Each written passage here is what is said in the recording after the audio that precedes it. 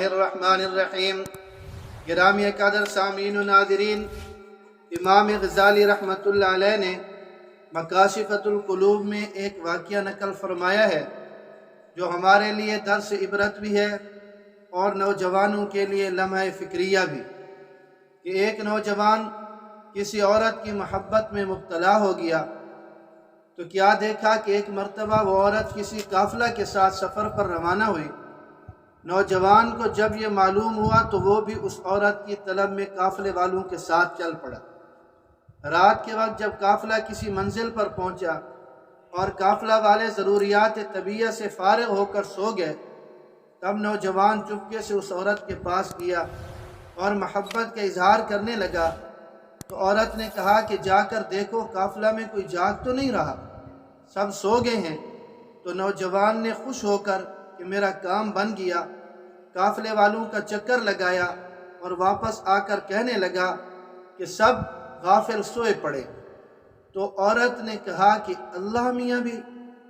تو وہ نوجوان بولا کہ وہ تو کبھی نہیں سوتا۔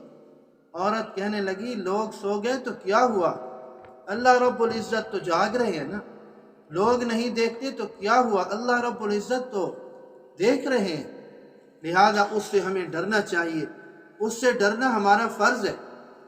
تو کہتی ہیں کہ نوجوان پر خوف الہی طاری ہوا اور اس کا پورا وجود جسم کانپنے لگ گیا اور وہ گناہ سے باز آ گئی۔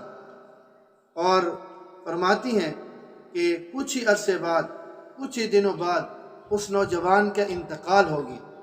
بعد میں کسی نے خواب میں پوچھا کہ کیا معاملہ ہوا، تو وہ کہنے لگا کہ اس دن خوف الہی کی وجہ سے میں گناہ سے باز رہا، اللہ رب العزت کے ڈر کی وجہ سے میں گناہ سے باز رہا، تو اللہ رب العزت نے میرے سارے گناہ بخش دیے اور مجھے جنت میں داخل فرما دی۔